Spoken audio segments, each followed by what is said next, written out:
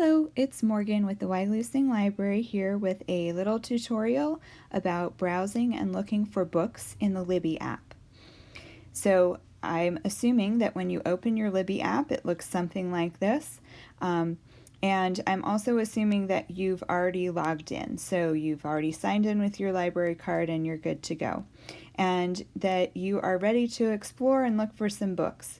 Now, if you are browsing, the first thing I would recommend is just scrolling down this screen. If you just don't know what you're looking for and you just are looking for some inspiration, there are a variety of suggestions on the main screen in different categories. So recently added will be here at the top. And as you scroll down, there are staff picks and then a variety of topics that are changing all the time, so it won't be the same topics every time you log in or open up the Libby app. Right now this one is exploring, then right here in the middle there's the another link to get to all of the subject headings. There are books that have been turned into movies, and then a variety of other more specific topics that, like I said, they change periodically. So if you have no idea what you want, that might be a good way to get some inspiration, see if something catches your fancy. If you don't know what you want, but you definitely are looking for a particular genre, the easiest way to get to that would be to hit the Explore button and then the Subjects button, and that will take you to a listing of different genres that are available. The number that's next to it tells you how many books are available within that genre. And then you can just click through on the thing that interests you and see if you can find something you like. You may find, if you are too specific, that it takes out choices that maybe you would be interested in. So consider going back to a more general, narrowing down either fiction or nonfiction if you want to get to some more choices if the very specific genre didn't do it for you. I'm going to back up to get back to the main page. Now, as you're searching, you might want to set up some parameters for how Libby looks for books, and the Preferences button over on the left will let you do that. The top one, Format, will let you choose if you're just looking for audiobooks, you can select that. If you're looking for just ebooks, we'll leave it on any for now. I want to show you what they, how they look different as you're looking through. You can change the language if you would prefer to have a book in Chinese or French. Those are options. I'm going to leave it set on English. Audience is about age groups, so if you want to narrow it down particularly to kids books or young adult or something like that, or eliminate those, you can choose general content. It would take out the juvenile books. You can choose that here. Compatibility would be if you're using a different kind of e-reader other than directly reading things in the Libby app. Availability, you may want to periodically switch back and forth. If you are jonesing for a book right now and you need something this minute, you can choose Available Now, and it will only show you things that are currently available to borrow. But I've found that that can be a little bit limiting, and it's good to just browse sometimes with everything selected and then put some things on hold, just because there is quite a strong likelihood, if you like popular books, that you are going to have to wait a little bit for them. You're going to have to put them on hold. And I have mine set to sort by author, but you can choose to sort it by popularity, the date it was added to Overdrive, the release date, which would be the publication date of the book, whatever it is that makes sense to you. And when you're done choosing those, you want to hit Apply Preferences, and then any of the searching that you do is going to be narrowed down to those selections that you made. Now, if you know exactly what you're looking for, you can choose the magnifying glass with Search for a Book up there in the upper left corner, and put in a title or an author's name, and get directly to something that you're interested in. I'm going to choose from the list of things I've already entered here. That's what's popping up. These selections here at the bottom are things that I've recently searched for. We'll just choose Louise Penny as an example.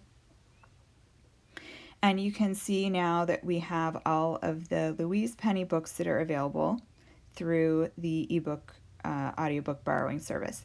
And under Louise Penny, it says listing 15 books and 15 audiobooks.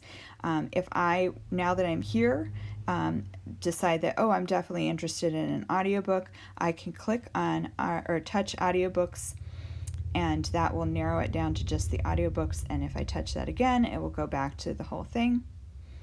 So you can further narrow it there. But to tell the difference between the two, the audiobooks will all have a little earbud icon with the word audio under it below the cover photo.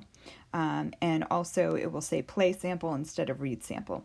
So those are two ways that you can tell the difference between the audiobooks and the ebooks just as you're browsing through everything.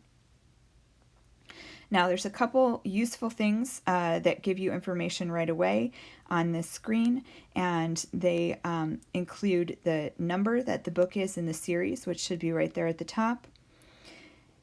They will also let you know whether it's available right now or whether you're going to need to wait. And if it's available right now, there will be a plus sign with a 3/4 circle around it in the upper right corner of the book listing. If there's a little calendar icon in the upper right corner, that means you'll need to put a hold on it if you want to borrow it. And it will also say place hold instead of borrow next to the cover photo. Now the little calendar icons, you'll notice, are not all exactly the same.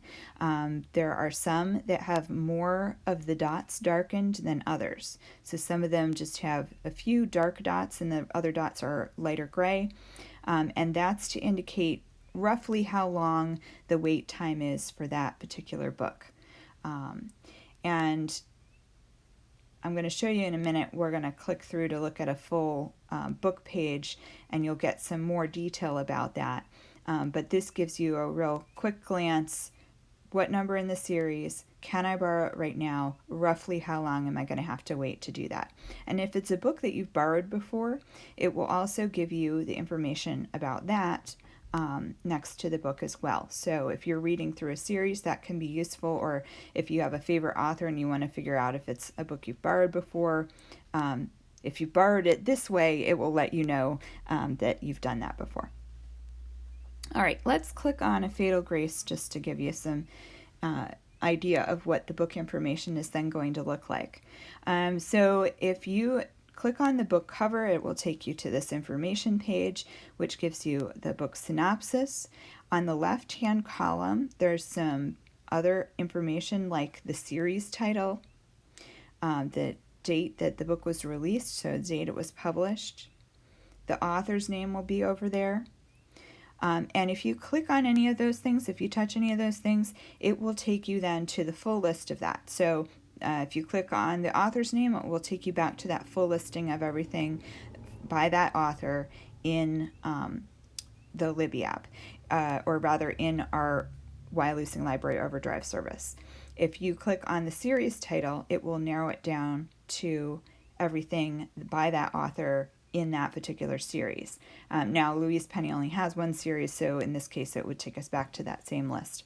But if you read an author who has multiple series going, and you want to make sure that you're in a particular series, that can help you look through that. On the right-hand side, below the book, it gives you an opportunity to place the hold or read a sample. And below that, in kind of a greenish turquoise text, it tells you a more specific idea of the wait time. And it says about 4 weeks. That is assuming that each of the borrowers that are ahead of you checks the book out and borrows it for the full 2-week borrowing period. Now, in the Libby app, if somebody has a hold, there is definitely no way for you to hold on to the book longer than 2 weeks. So that is something to keep in mind, making sure that you are going to be able to read it right away if you borrow it when it's been in a long list of holds.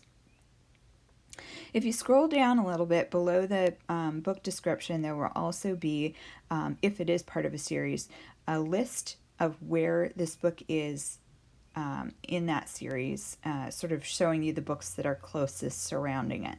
So, for instance, here, A Fatal Grace is the book we're looking at. You can tell because it is the darkest text, and then the other books are in lighter colored text, the book that come before and after it.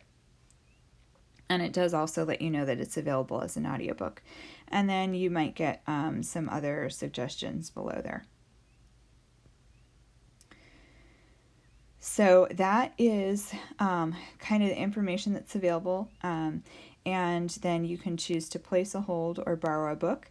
And in the next tutorial, we'll go over some of the things about opening the book and reading it once you've been able to borrow it. From this page, if you want to back out to the beginning page, you are going to need to use the back arrow in the upper left corner. Keep doing that until you get back to that first page if you want to do another search. All right, enjoy browsing through and searching through Libby, and I'll talk to you soon.